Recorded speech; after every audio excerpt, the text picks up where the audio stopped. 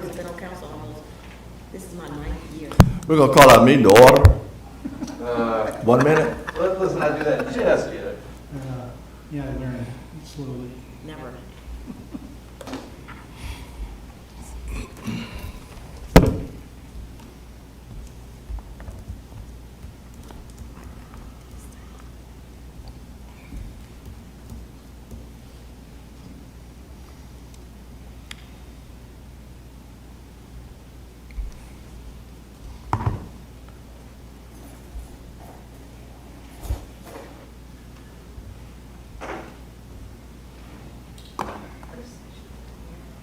He was wanted. I can hear. Good morning. Good morning. Hi, Chris. Guess we don't need this up, really, we don't have. Okay, now you're live. Okay. Good morning. We're gonna call our meeting to order. If you have cell phone, we would ask you to please turn them off at this time. We will stand and have a pledge of allegiance by Mayor Pro Tem Blatton and prayer by Councilmember Reed.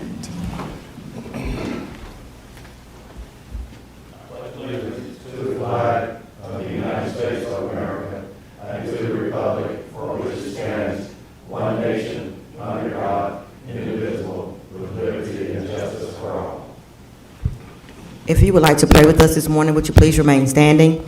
Dear God, we thank you for this day, a day that you have made, a day that we shall all rejoice and be glad in. We thank you for being God. We ask you to just look over the agenda that has been set before us on this day. Would you please give us wisdom, knowledge, and understanding to make decisions based on the behalf of the city of Madison. Amen. This is a call meeting for a public hearing for budget fiscal year 2022. Nothing else will be added to this meeting this morning. We're here just to talk about the budget only. This public hearing is now open.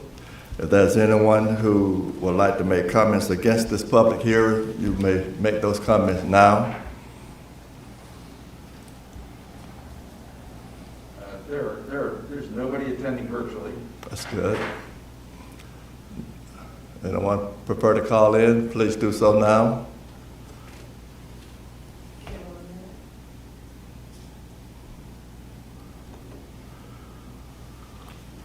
Anybody keeping time?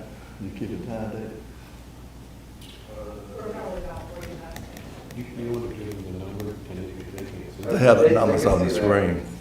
I know, but if they're not attending, If they're live streaming. they're live streaming. The live streaming can see that. Okay, thank you, Ken, I just forgot about this live streaming. Yeah, but I'm looking at the live stream. I couldn't read that number.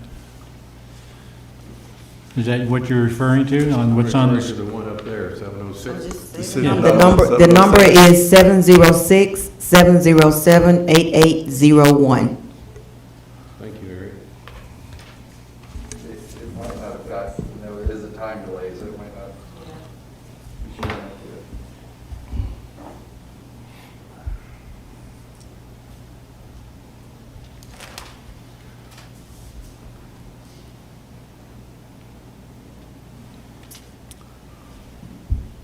Oh, look at David.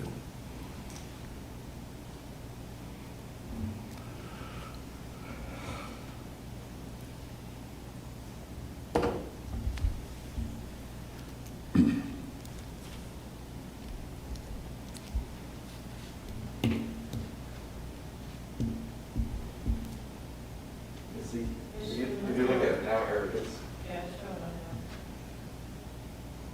You see should be the only thing on the screen on live stream. Oh, you're looking at. Well, I'm looking, yeah, is Good that, meeting, yeah. but my eyes aren't Which on. they can just talk. No comments against, are there any comments for it this morning? Are you tired, Ms. David? Thank you.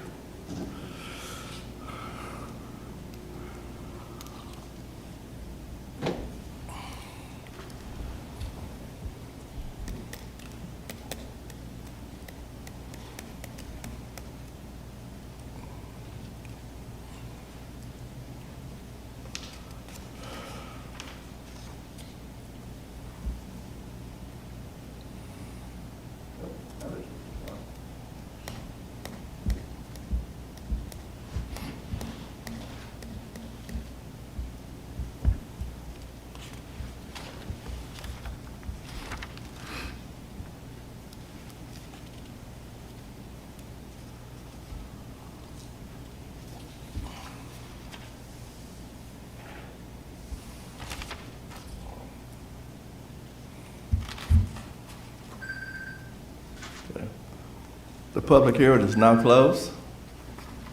It's back to our council members for comments on this fiscal year 2022 budget. If you have any comments, I'm sure we've had a chance to talk to Karen, our budget administrator, about our budget. We've had a couple of meetings concerning our budget. There are more comments from my council members this morning. Could you, Mr. Mayor, could you sort of refresh my memory on the process going forward? We have a chance to discuss it today. We actually vote on do we approve this budget today, and then we vote on the millage rate on June 6th, 14th, or whatever? I got that right? I believe we voted on the millage rate in July. We're bringing back the millage rate back up in July. Is that right, Karen? Can you hear me? No, sir. You will actually vote on the budget June 14th. And then the millage rate will be in July. In July, okay. So today's discussion only, no voting? Just Correct. Okay. Just for the public hearing. And if there's any questions, I'll try to answer them. I did want to ask you about, I think it was code enforcement. I have to find it now, Karen.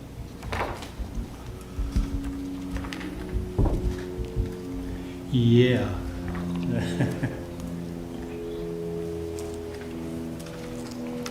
And I might be on the wrong page, but I'm right up under tab 6.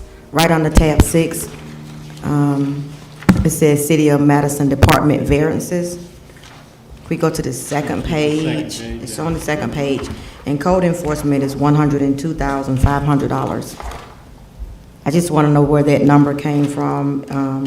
I know that's Philip. What all did we put into code enforcement? Hold on just a second.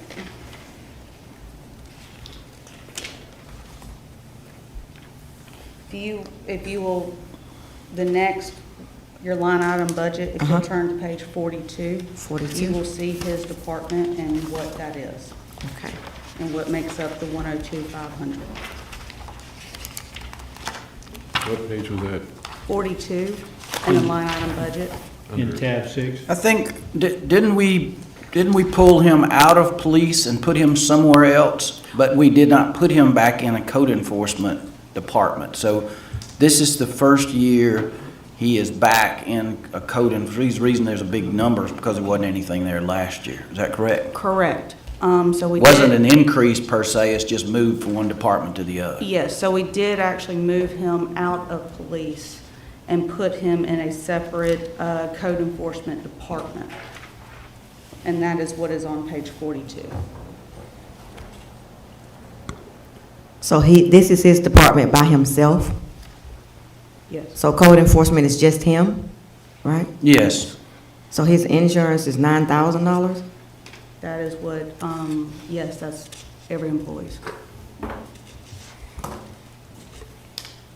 What's that, about $600 and something dollars a month? $700 a month. $700 a month. Well, then we've added the vision and the dental, and so Right. it's about $750 a month. Okay. so employees don't pay into the insurance. The city No, city sir. takes care of all They that. only pay their dependent Their dependent. coverage side if they wish to enroll in it. Okay. So when he... David, Yes. is there any opportunity for us to kind of look at the things that we carry over every year, like the HPC training, some of those numbers that, it doesn't look like they've used them in the past years, but we keep carrying over it, and I know that's just the way we do it. But is there any way to kind of reassess those and plan for it instead of just carrying it over every year for some training? And then the public art, there's a $25,000 item budgeted, and I know that there's a donation, but I'm not, if we pull that out of the budget, that kind of gets that 200,000, starts putting a dent in some of the money, the 200,000 number that we're over, right? Or we're trying to collect. Well, we're not. Is there any but opportunity to do Thinking that, about, or- thinking of 200,000 as being over, it's a bit dicey to start looking at it that way. We can zero everything. We can zero everything out. I think things like HPC training, we put it in there because they may not know when they're going to have somebody roll off, someone gets appointed, then Ken, correct me if I'm wrong on this, give me a nod, that they may have to send someone to training. I'm not sure. I think we just keep that in there as a contingency, and we do a lot of that based on some years it's used and some years it's not used.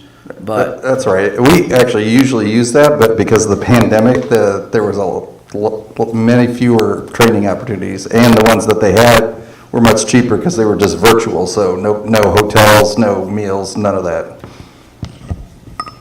But is that gonna be the trend now to, I mean, it sounds like some of that's gonna be on trend to do things virtually. I mean, I'm just looking, I'm not trying to pick on HPC, I just know that we carried some of those items over from every year as a contingency, like you said, but if we can practice some austerity, maybe that will help us tackle the, some of the budget issues that we grew. I guess the way we grew this budget was the salaries and the cost of living raises. Is that it pretty much?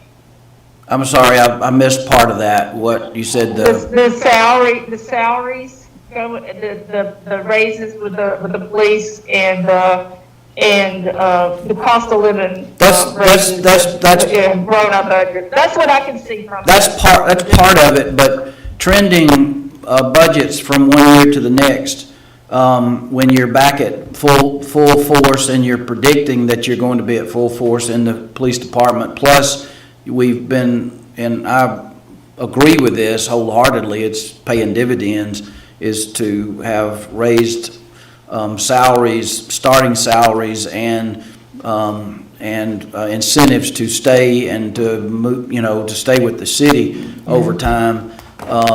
That it is going to help in other ways. It does have a bottom line effect, but this budget we're showing more of a full staff. We're showing those salary increases, and that's what I think a lot of that's showing up. But some of this has kind of been creeping up on us from years past, other than just things costing more. So that's where the 710,000 came from, pretty much? Well, that's not all of it, because you do have a budgeted fund balance every year. Right. And we don't zero But it is out some the of general it, though. fund's budget. We just try to manage cash and try to have as much revenue as we need to cover the budget responsibly. Because we don't try to zero it out. We don't say, you're 700 short, you need to generate 700 more. That's not factually correct. It's just the way budgets work. It's no problem having a fund balance, but again, the over $700,000 fund balance is something that's a little bit, it's a little bit concerning. And last year it was around 500, right? So we grew it by 200. Yes. That's right. Am I correct on that? Yes. Yes. So I think when you mentioned, Chris, the 200,000, that's the number That's we're what I'm looking for, talking- just to kind of get us back talking to about. the same Yes. number as last year. Yes. That's not digging us completely out of the hole. No. But If history serves me correct, the last time we didn't take the rollback was in 2015. Am I right on that, David? Or? Yes. You are. Yes. Okay, Chris, I was so, finished and with my if question, I remember too. correctly, In that kind of 2010. crept up on us because of the disconnect from Georgia Pacific for gas revenue. How is our revenue now? I mean, is there any way to supplement this with? I know that you always look for ways, so I just haven't been able to ask this question. But is there money we can pull out of gas, or is that already happening? Well, we're being quite aggressive in gas right now with some expansion, so I'd rather not, depend on that. And we try to tie, transfers from our proprietary funds or our business units to actual, percentages of shared, costs, such as personnel or property or other expenses. That's always a possibility. The gas department is doing well, but again, we're reinvesting a lot of those revenues back into the system in a pretty short term. I haven't looked at actual transfers for this year or what we're planning for next year, but as a whole, we've gotten away from trying to fill any short-term gaps with just plugging utility money in. I know for sure that our other two proprietary funds can afford to do that, and that's water and sewer, which I've mentioned, not so quietly, and I really hesitate to talk about rate increases and tax increases in the same breath. But water and sewer, we're over 10 years taking a look at our rates. We're behind on that, and it's something that we need to take a hard look at, because that's probably the fund where we can least afford to move anything over to general is water sewer, because those expenses just keep on coming. It's just part of it's just the nature of the business is to have to replace things and to have to upgrade and replace pipes and pumps and tanks and these kinds of things. So I'm a bit hesitant to, continue to lean on utilities any heavier than we already have in the past. And I want to, because I don't see there's anything in this budget, and Karen, I'm not trying to hijack this whole thing, but just over time, I don't see anything in this budget that is going to say this is a one-time thing. This is kind of things going forward. If you look at SPLOST and look at the kind of things that we're using SPLOST and T-SPLOST for, there are a lot of general funds expenses that are now coming out of that. So as long as we keep voting for SPLOST and putting it in, like police vehicles, those are not in general fund's budget. That's $100,000 worth of vehicles coming out of T-SPLOST. So if we didn't have that, we'd be having a more serious conversation if we want to keep good vehicles on the road and not have expensive repairs and whatnot. So I think we can do a combination of everything, but looking at where we are and kind of looking at where we are in the cycle, we can close that gap. I say this when we talk about this. I say your staff, from your management through superintendents, we look at every penny. We try to economize. We're always looking at ways to do things more efficiently, and they don't just throw, and we don't throw money around. And I think you know that. So this is not just 1 year where we trying to find out how to be austere or more efficient or try to find the waste, because we do that all the time. And I think you know that. We try to run pretty lean. But anyway, it's just where we are. Mr. Mayor? Yes, sir. Personally, I met with Karen, and I went through it and kind of understand where we are. I sure would hate trying to put a budget together today with what I see happening with potential inflation.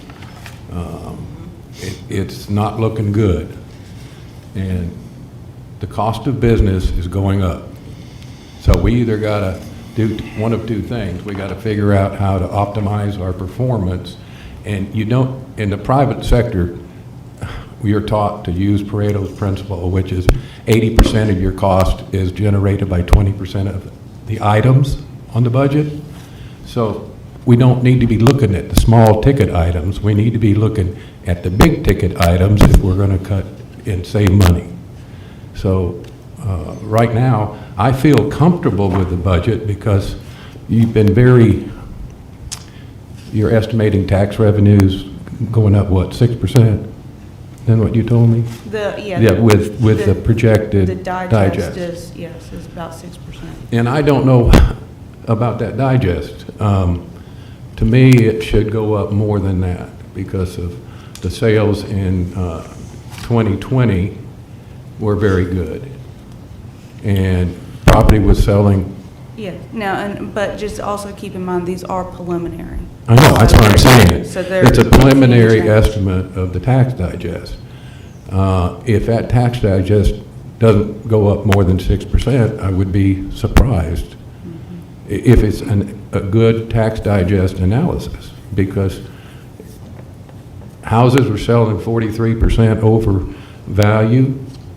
New construction is selling at 175, so those new construction homes that were sold in 2020 are going to have an impact on that tax digest. So like I said, you get a budget, you want to balance the budget. And the only way to do it is either increase your revenue or decrease your expenditures, and then bring it in balance. And I think that's been done kind of before. 2010, 2010 it was. Yeah. And we that's didn't take the rollback, right? correct, And in 2015, we didn't either, right? correct. So that's like a 5-year trend to me that we probably be looking at, because like David says, this is an accumulation over years. And I think it's more than accumulation over years personally. To get back to Carrie's point, I mean, you look I at was the wondering how we variance. got off of code enforcement so fast. Chris took over, but go ahead. Go ahead, Eric. What else do we need to talk about? I'm listening to Eric now, but we jumped so fast that Karen was talking and then we stopped. Did you want to finish your point, Carrie? No, go ahead. We're on something different now. I'm good. I heard everything that I needed to hear, I guess. Well, I'm going to bring it back, because I look at the variance thing, and I think Rick first pointed this out when we first were presented with this budget. It's, the police we're spending $150,000 more in the police budget this year than last. That's not an accumulation. That's the result of the action we all took. That's right. That I think is probably a good action. Absolutely. But I don't think we really looked as carefully as we should have at the fiscal implications of that decision to increase benefits. I don't disagree with our action. I think it was a unanimous vote, but I don't think we really looked at it. Excuse me, I just wanted to ask you a question, because you've got a good point. What percent, and I didn't look at this, is our public safety budget, the police budget, of our total budget? Right. What percent of it is that? Karen could probably answer that better than Right. I mean, I agree with you exactly that. So I agree with everyone, but I feel like whatever I don't understand, I'm going to ask questions. I do. I hear what we're saying, but if I don't understand it, then And- this is the place to ask the And questions. one thing too, if you look at, so that's 150,000 more this year for police. If you go down to the code enforcement, last year, that particular code enforcement didn't exist, that budget line. Some of that, if not most of it, Gotcha. would have gone back to police. So we're actually, in terms of what the police, it would even be a bigger variance, and that's the bulk of it right there. So that's water under the bridge. We're not going back. I don't think we should go back, but that's clearly where the problem is. And I think I wish we had really thought more in terms of what it meant for our budget this year. But that's kind of hindsight. Personally, I would rather give our citizens some warning that we are going to redo the compensation package for the police. We think it's important. Here's the reasons why, and as a result, we will be asking for a millage rate increase next year. That's how the Thank you. process should have gone when I look at these numbers here. But again, that's water under the bridge. By the way, I was at I don't know, maybe you might have been there too, Karen. The GMA had a webinar yesterday on budgeting and the American Rescue Plan. And I specifically asked in the Zoom chat box, I asked the question of, they were talking about revenue compensation. So if you can justify revenue losses as a result of COVID, it is repayable. So I asked that question. We are now budgeting for, I think, 3.5% delinquency for property tax. Historically, we've been closer to, what'd you say, like less than 1%? It varies from year to year. About 1, maybe? So this past year was 0.1%, but in 2019, it was 1.7, 2018 was 4.8, so anywhere from 3 to 5%. Okay, well, when I asked that question, Larry answered it himself and said that is 100%, the difference, the drop of what it would be because of COVID year is 100% reimbursable under that act. Now, I know we can't budget for money that's not here. I know we can't, but it looks like that is definitely returnable. So maybe we should not have a 3.5% budget for delinquency. Maybe we should go to what is more the historic average. But I know you don't like to count your chickens until they're actually in the frying pan, or whatever that expression is. Did I just make that one up? No, it's when the check's in the bank. Well, there you go. That's even more to the point. Yeah, then the biggest thing to me that I see, Chris mentioned that little confusion over the art thing, but we can reduce our reserve fund, the unallocated fund. We can reduce that to still within an acceptable range and save $100,000. I think if we reduced it by $100,000, taking a good half of what we're short this year, we're still at about, I think we figured 21% or 20%, It'll be closer to 20-21%. 2021, and that's still within, I think the advisable range is 15 to 28 or something like that. So we're, you know, we've been as low as, I think, 14 just, you know, right before we, you know, just a few years ago. So it is going backwards. We don't like that, but you can always make the argument that the reason they don't want it to be too big is because you have present-day taxpayers not receiving benefits because it's going into a reserve fund that might help residents, taxpayers 10 years from now. But anyway, I think we're still safe with a 20% reserve fund personally, and that would free up $100,000, which gets us halfway back to kind of an even point. And then I think we need to have the hard conversation with the voters, perhaps when we vote on the millage rate, that we can kind of squeeze it this year, but be fully prepared that for the things we want to do for next year, it's almost inevitable we're going to have to ask to increase taxes. That's kind of my general suggestion. Karen was gracious enough to give me a couple hours going over this stuff, and there's not a, you know, as David says, there's not a lot of options. I mean, it is kind of incrementally increasing, I agree, but as far as what the big jump was this year, it's in that package we approved and the changeover with law enforcement. So we need to find other ways to make up for that, and then maybe next year give our taxpayers some warning that we have no other choice but to increase the millage rate. That's my thinking. I'd love to hear some other comments. On the reserve, Mr. Mayor, on the reserve fund balance, Eric, and because I serve on the audit committee, there are implications. You don't want your number hovering around A certain amount. you know, we were at 14, but there are implications with bond issues and rates and that kind of thing. So we do need that number in a safe area. Safe It was zone. between 21 I'm not and saying 20 or 25. 21 wouldn't do it, but you Right. don't want to See, I remember that, get Rick. that too low. Right. But 20 is, I think that's in the lower, middle third-ish, yeah. you know, I mean, I think we. typically feel like Recommended was what, 25? 25 is. Something like that, 25 Karen, now? that number you gave us? And Eric, I agree with what you said. I have no disagreement with that. I'm just, you basically, it's not income that you're finding, but it's putting more money back in the budget out of there. But I think we need to be safe as far as that reserve. And what you're saying, I think, make it a compromise between pulling that out and then raising the millage rate to make up the rest. Is that what you're suggesting? not for this year. I'm not suggesting. Your suggestion to go all the way back to the rollback? That is my suggestion, and by doing, you know, the 100,000 from the reserve account, hoping that revenues come in higher than they are, hoping for some relief from the American Rescue Plan, which seems to be real. By the way, they did say that we can expect May of 2021, they're going to start some of the processing.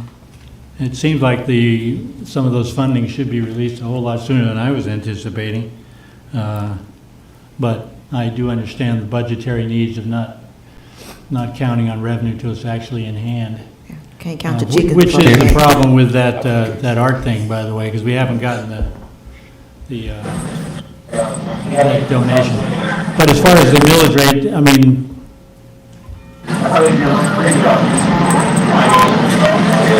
wow.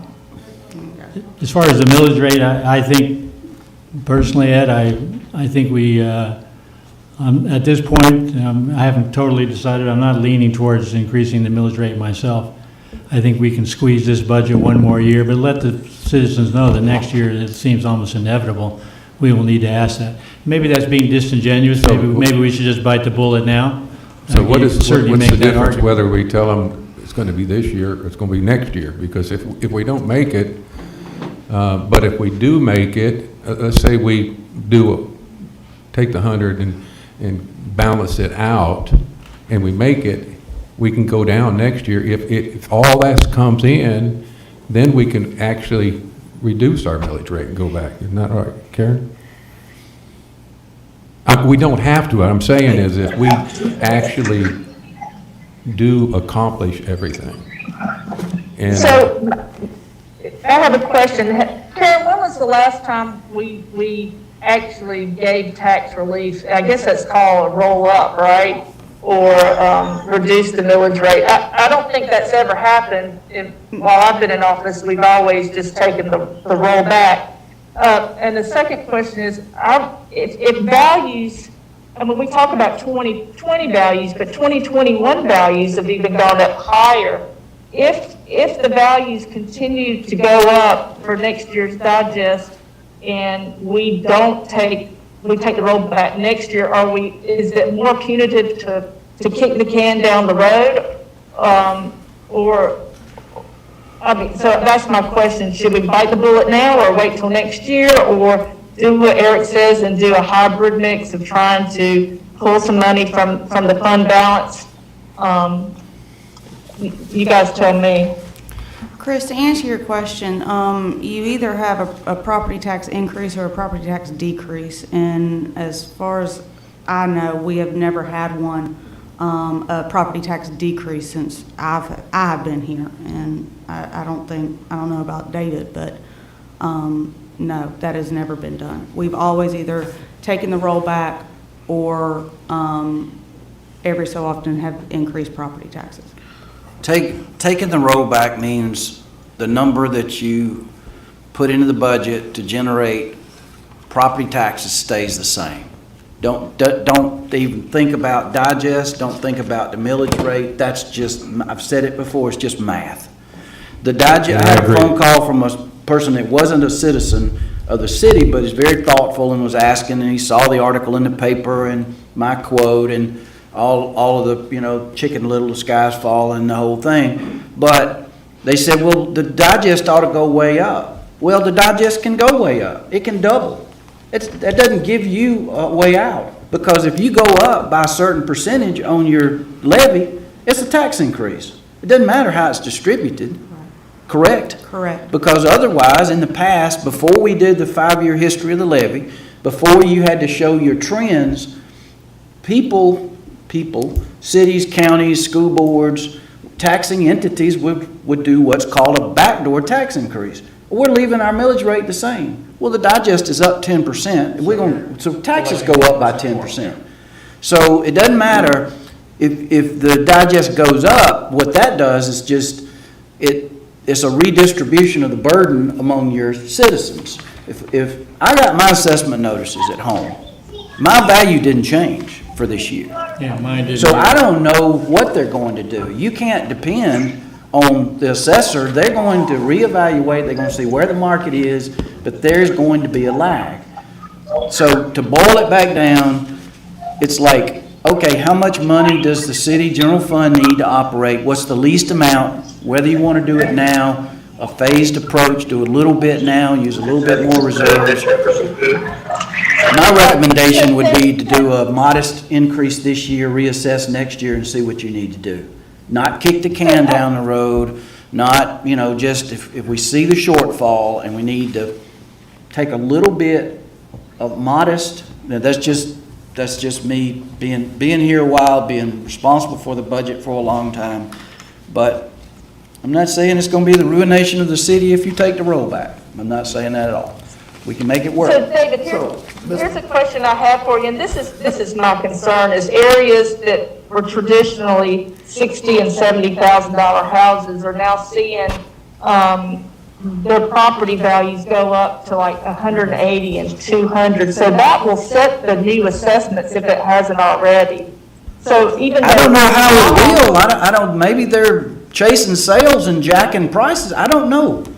I don't know what they're doing. They do reassess the areas. So I worry about the neighborhoods that have been traditionally $60,000-$70,000 that are now increased by But 100. they're They'll in, have new yeah. assessments and they'll have, and they'll have won't have the benefit of the rollback. But there's no way the city or the county or anybody else, if somebody's value goes up double, there's no way you're gonna manage your millage rate to help those people out. If your comment is about concern for people who are gonna be paying a lot more in taxes, there's nothing the city can do to help with that. I mean, because it's a little change in the city's millage rate or the city's approach is not going to have that much effect. It may have a disproportionate effect if somebody's value goes way up, but that's out of the city's hands. Yeah, that's my concern, that it would be a disproportionate effect on people whose values have doubled, versus, what their tax bill was last year, and if we kept the rollback, it wouldn't hurt them as much. It's still gonna hurt, but So, it won't hurt them as much. But I can't remember what Karen put out a sheet that was the effect for a $100,000 home or a $200,000 home. she did. So, $100,000 for a $100,000 home is an increase of $14 a year. Increase of $200,000 is $28 a year for a $100,000 home. But, so I hear you, but what if their house was assessed at 40 last year and is now assessed at 100? So there's the difference of the value and what you just said. Am I making sense? $14. So if you were paying taxes on a $40,000 house, and if the house was been assessed at I 100, just want to say one thing, and I'm. then the add the $14 on top of that. Yes. It's just gonna be a bigger number than just $14 for some people. Yes.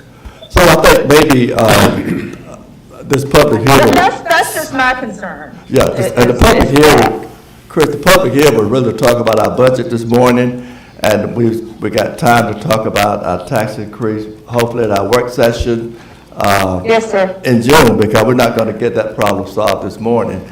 So, Yes, sir. I think you're gonna say something. Yeah, I just- Need to get back to the. Just one to the thing that I'm going to agenda. say. If the entire digest increases across the board, the taxes won't go up. The millage rate comes down because it's a function that way. And so if this increases that we're seeing are going to be across the board, because it's been in every value across the board. So it doesn't mean you're going to get a tax increase because the tax digest goes up. It's based upon our budget. And that's how the millage rate is generated, is that not right? Correct. Based on your property tax revenue that you need in your budget. Right. So, One year over the next, the only, for an individual, is how did my value change relative to everybody else? That's correct. If I went up 10%, but the average was 20, I get a little relief, because people are gonna pay more, I'm gonna pay a little bit less. Regardless if, it's just, again, it's your value relative to others if you drill down to the taxpayer level. Okay, can we look at page 69, please, Karen?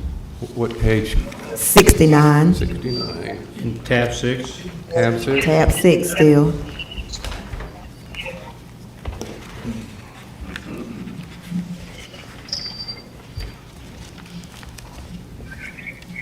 Yes. I just would like to know about capital systems expansion went up from $100,000 to the $900,000. That's in the natural gas fund, and that is the extension, gas main extension from Rutledge to Bostwick. Okay, thank you. Are there no questions for Karen on this fiscal year budget, 2022? And I believe you said the utility funds don't have an effect on the general fund, which is what we're talking about here. Right, yes, they don't. Except for your transfers, yes, but that's justified. The transfers, yes. One of those mysterious accounting things, the transfers. You know, I don't know if I would categorize that as mysterious. Let me okay, go well, back and, mysterious to me. let me go back because I talked real freely at a work session about tax increases and about alarms going off, and we are being recorded, and people do listen to these recordings and write articles about them. So the transfer, there is a percentage that there's a formula by which Karen uses every year to allocate the shared cost between a salary such as mine that is all general funds. I work for the gas department, I work for water and sewer, I work for sanitation. So those funds should pay a proportion of my salary. Same for Karen. Yes, and that's in tab 2. Tab 2, okay. So there may be some mystery to it, but not a whole lot. Yeah, I should have, let me rephrase that. Mysterious to me because in my ignorance, but I did not mean to imply anything untoward. I did get an email from a constituent asking about the gas funds and how our extension into Bostwick would benefit us here in Madison, and whether they would be supporting it through tax money. I explained to her, no, we only have tax ability within the city of Madison. However, there's great benefits to that extension, and I went through in some detail why I thought that the gas expansion was a good idea for all of us here in Madison. So, but I probably misspoke when I used that word. There's a lot of areas of budgeting that's very complex, hence the voluminous paper binder we have here, so I am the first to admit I'm still learning as I go. It's interesting, though, this is the third budget hearing I've been in, and I believe the third time that no one's had any public comment, which also seems mysterious to me, but that's how it is. There are no more questions for Karen or David or council members? One question I had for Karen, maybe for and Mr. Mayor, I think this is in regards to our next session. Is there any areas within the city, not residential, where we have not adjusted the millage rate at all over the last 10 years? If she could look at the history of maybe the corridor, downtown, all that, because I think we've kept that pretty flat the whole time. Chris, are you talking about the special tax districts? Yes, ma'am. We Just the can look history at that. of that for our I think next meeting, by law maybe. that you cannot go up over 3 mills per district. And so I can see where they are, and they don't, overall, between the two districts, they generate about $60,000 in revenue. And I'll have to look at where the millage rate is to see what effect that would have. And Thank you. And remember, we probably spend quite a bit more in those areas than we take in, mainly, and the corridor was about lighting, but we do a lot more out there than just lighting in the corridor, and we're doing more all the time, but we see the benefits. And downtown, we spend a lot of time downtown, so. Thank you, Chris. Any more comments? If not, this meeting is adjourned. Thank you. Thanks, Karen. Thank you. Thanks, Karen. You got a survey. Thanks for to fill out starting to before you educate leave. me Get anyway. back to us, clerk, before you You have a leave. survey? Yeah.